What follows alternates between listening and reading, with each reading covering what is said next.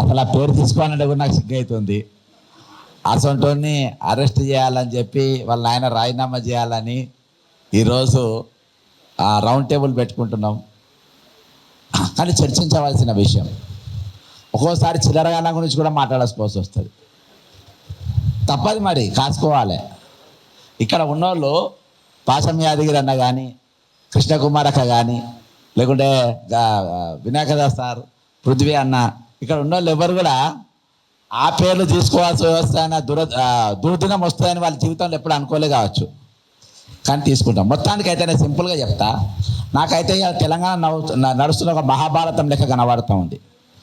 ఎందుకు మహాభారతం లెక్క కనబడుతుందంటే, ఈరోజు ధృతరాష్ట్రుడి జాగల బీజేపీ అధ్యక్షుడు రామచంద్రరావు గారు కళ్ళ కట్టుకొని అది ఇంటి పంచాది మా పంచాది కాదంటుండు. అది ఇంటి పంచాది కాదు, మా పంచాది కాదంటుండు. మధ్యలో ఒక నాబాలిక్ అంటే ఒక మైనర్ అమ్మాయి మధ్య నిలబడ్డది. ఆమె పైన రాళ్ళు పడతా ఉన్నాయి. ఆమెకు మద్దతుగా మరలాంటి బక్క చిక్కిన పాండవులు లెక్క మన మన మన వర్గం ఉన్నది. కానీ కౌరవులు 100 మంది ఉన్నారు. వాళ్ళ దగ్గర మంత్రులు ఉన్నారు, ముఖ్యమంత్రులు ఉన్నారు, బలగం ఉన్నది, తుపాకులు ఉన్నాయి, అస్త్రాలు ఉన్నాయి, అన్నీ ఉన్నాయి వాళ్ళ దగ్గర. ఈరోజు వాళ్ళకు దురదృష్టం ఏంటంటే వాళ్ళ తరపున ఈరోజు మగధ అని ఒక ఛానల్ అంటే ఆడామైనా మరి ఆడిదా గాడిదా అర్థమవుతలేదు నాకు. ఎంత పచ్చిగా మాట్లాడుతుందంటే అమ్మాయి గురించి అంత పచ్చిగా మాట్లాడుతుంది. రాములమ్మ అంటే నాకు కొంచెం అభిమానం ఉండే. ఆమె అదే భాష. ఇక తక్కిన మీడియా ప్రతినిధులు తప్పించకపోతుండ్రు.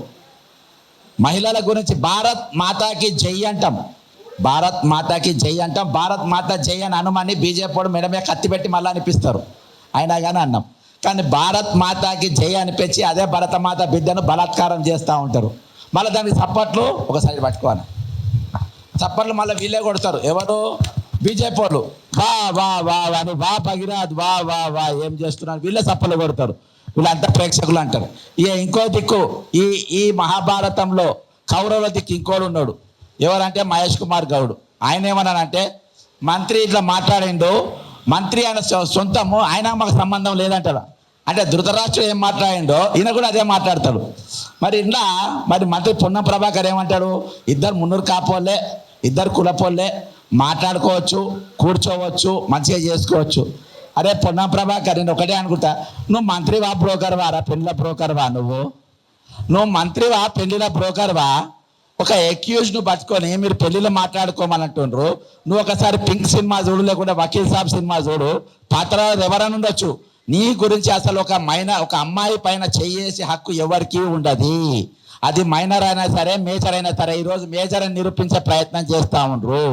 కానీ ఇప్పుడే ఆయన బెయిల్ కూడా రిజెక్ట్ అయిందంట. మేజర్ నిరూపించే ప్రయత్నాలు చేస్తూ ఉండ్రు. కానీ ఈరోజు మీరు ఏది చేసినప్పటికీ ఈరోజు ఒక మహిళ పైన మేజర్ అయిన మైనర్ అంటే పైన చేయడానికి హక్కు ఉందా మీకు? దీని మీద కృష్ణకుమార్ అక్క వాళ్ళు ఇంకా చాలా బాగా చెప్తారు. చేసే హక్కు ఉందా మీకు? కాబట్టి ఈరోజు ఇంకొకటి, మంత్రి సురేఖ గారు ఉన్నారు కదా, సురేఖ గారి ఇంట్లో ఒక నేరస్తులు ఉన్న అర్ధరాత్రి పోలీసులు పోయిండ్రు కదా. పోయినప్పుడు అక్కడ సురేఖ గారు కుమార్తె గొడవ చేసింది కదా. మీరు అంతా ఒప్పుకుంటారా? నిన్న నేను 101% ఇన్ఫర్మేషన్ ప్రూఫ్ లేని ఎక్కడికి పోను, మీ అందరికీ తెలుసు. ప్రూఫ్ లేని పోను.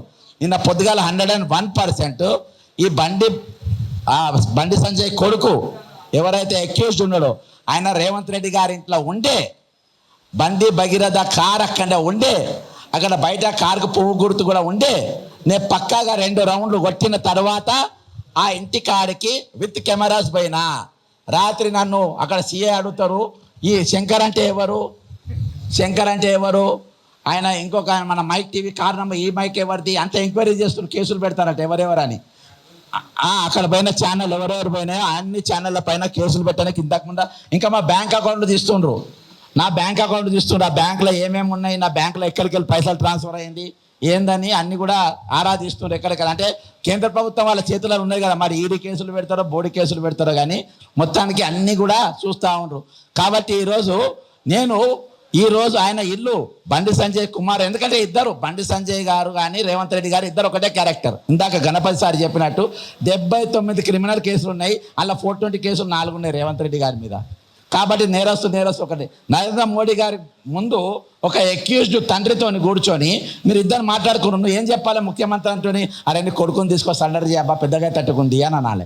కానీ వీళ్ళు ఏం చేసిండ్రు, అట్లా అనుకుంటా ఏం కాదు నేను చూసుకుంటా. అసలు ఇన్విటేషన్లో బండి సంజయ్ పేరు లేదు, అక్కడ నరేంద్ర మోడీ ప్రోగ్రామ్ షీట్లో బండి సంజయ్ పేరు లేదు.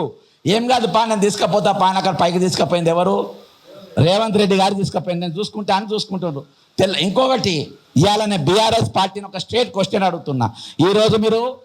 ఈరోజు ప్రధాన ప్రతిపక్ష పార్టీ మీ పాత్ర ఏంది? ఇంత పెద్ద సంఘటన జరిగినప్పుడు అది భారత ప్రధానమంత్రి ఈ రాష్ట్రంలో ఉన్నప్పుడు, హైదరాబాద్లో ఉన్నప్పుడు, ఆయనతో అక్యూజ్డ్ తండ్రి ఉన్నప్పుడు ఒక ఎఫ్ఐఆర్ ఏది పోస్కో కేసు ఎఫ్ఐఆర్ అయినప్పుడు ఈరోజు మీరు నరేంద్ర మోడీ గారు ఎందుకు పట్టుబడతలేరు? నరేంద్ర మోడీ గారు దీని మీద మాట్లాడి ఎందుకంటలేరు? దీనికి నరేంద్ర మోడీ గారు అక్యూజ్డ్తో కూర్చున్నాడు కాబట్టి తెలంగాణ బంద్కు మీరు ఎందుకు పిలిపియలేదు? తెలంగాణ బంద్కి ఎందుకు పిలిపియలేదు? ఆ బాధ్యత ప్రధాన ప్రతిపక్షం మీ దగ్గర లేదా? ఇంకొకటి, నేను తెల్లారి డీజీపీ ఆఫీస్కి అడిగిపోయినా. ఆ డీజీపీ ఆఫీస్కి ఆడిపోయే ముందు పొద్దుగాల నేను పృథ్వీ ఒక ప్రోగ్రాంలో పాల్గొన్నాం. ఇక్కడ అభినందన్లా ఈ అవుట్ సోర్సింగ్ ఎంప్లాయీస్ది. అక్కడికి వెళ్ళి బయటకు వచ్చే కొంతమంది ఇంటెలిజెన్స్ వాళ్ళు కలిసిండ్రు. ఏమైంది కేసు, నువ్వు దీని గురించి మాట్లాడతలేవంటే పోస్కో కేసు కదా ఎవరు తప్పించుకోలేరు అన్న.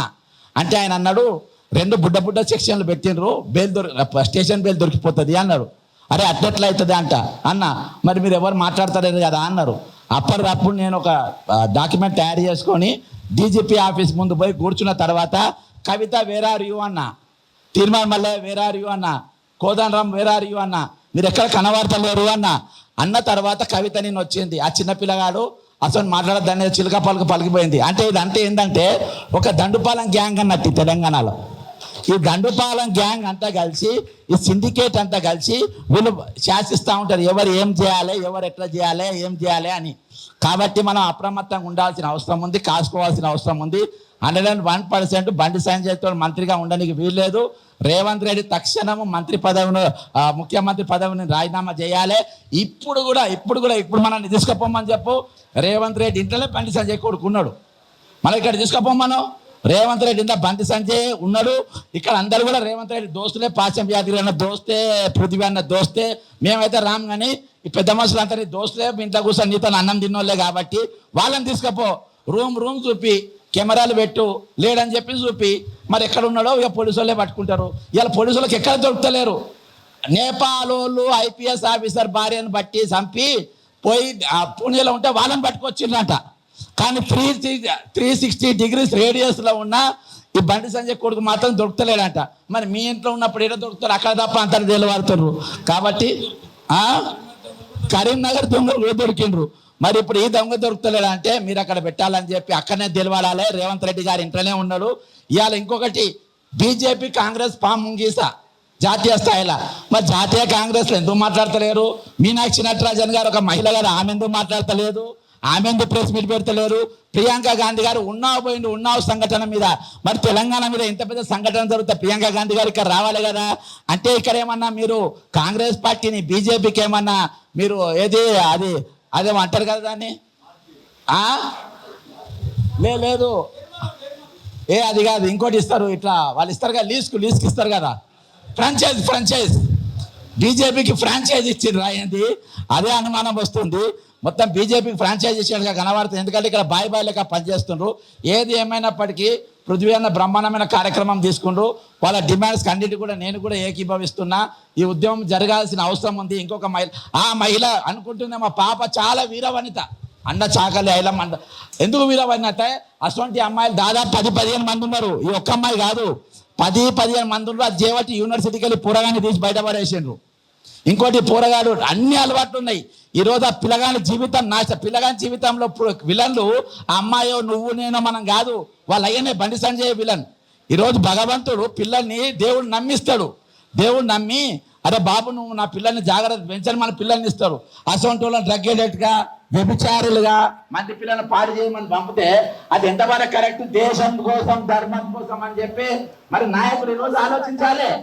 ఈరోజు నేను మాట్లాడాలి. ఈరోజు హిట్ టీవీ యాప్, ఇందులో short news, live news, entertainment shows, movies, digital magazines తో పాటు మీ జిల్లా వార్తలను కూడా ఫ్రీగా చూడొచ్చు. ఇంకెందుకు ఆలస్యం?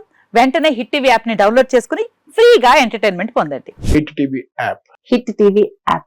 Please download Hit TV app. Hit TV యాప్ని ఫ్రీగా డౌన్లోడ్ చేసుకొని ఎంజాయ్ చేయండి. మీకు నచ్చిన ఎంటర్టైన్మెంట్ కోసం హిట్ టీవీ యాప్ ని ఫ్రీగా డౌన్లోడ్ చేసుకుని ఎంజాయ్ చేయండి. హిట్ టీవీ యాప్ని డౌన్లోడ్ చేసుకుని ఆస్వాదించండి, ఆశీర్వదించండి. ఇంతమంది సెలబ్రిటీలు హిట్ టీవీ యాప్ ని డౌన్లోడ్ చేసుకోండి అని చెప్తున్నారంటే ఎంత మంచి యాప్ ఆలోచించండి.